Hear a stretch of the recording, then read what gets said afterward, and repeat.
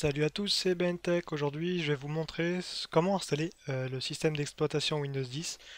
Comme ça, toutes les personnes qui ne savent pas vraiment comment procéder pourront le savoir dorénavant. Pour ma part, je vais le faire sous une machine virtuelle, donc VMware, pardon. Après, vous pouvez le faire sous VMware, sur VirtualBox ou sur votre système, enfin sur votre PC directement. Ça fonctionnera pareil, hein, c'est vraiment une installation classique comme d'habitude. Alors, je vais démarrer ma machine et je vais vous montrer comment procéder. Alors, vous pouvez récupérer l'ISO directement sur Internet, pas besoin de faire la mise à jour forcément avec Windows Update.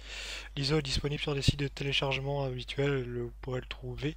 Et peut-être chez Microsoft, je ne sais pas s'ils fournissent, ils fournissent forcément avec le MSDN, après voir. Donc voilà, là on arrive sur la première page, donc là on sélectionne notre langue, etc. Donc par défaut, il détecte automatiquement tout ça. Installez maintenant, jusque là, il n'y a rien de compliqué. Ensuite, on a cette page-là et c'est ici qu'il faut entrer une clé de produit. Donc une clé de produit, c'est la licence que vous devez avoir à entrer.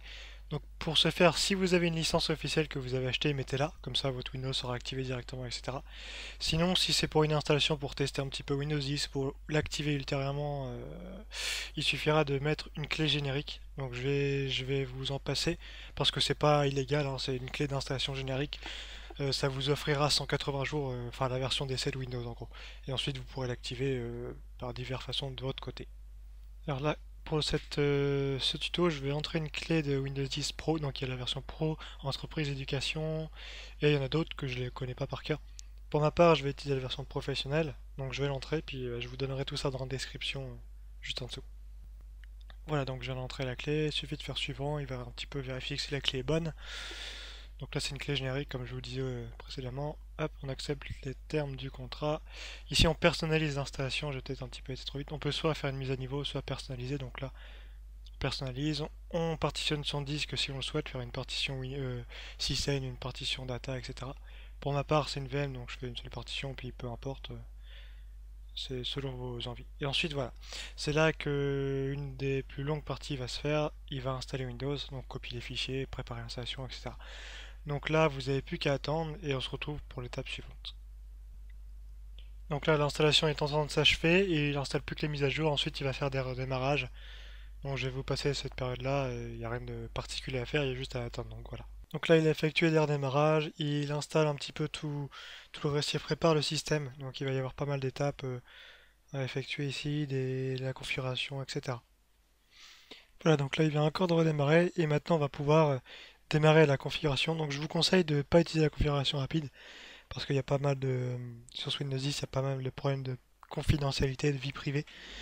Donc je vais vous proposer de vous montrer un petit peu les paramètres si vous voulez pas vous faire un petit peu espionner comme pourrait le faire Google par Microsoft. Donc là, je vous conseille de désactiver tout. Ça envoie des données en fait à Microsoft. Ça utilise un petit peu voilà, vos identifiants de publicité. En fait, c'est un petit peu vous le produit, hein. Donc voilà, je vais désactiver tout ça. Pareil ici, Smart Screen qui est un mouchard, les rapports d'erreur, etc.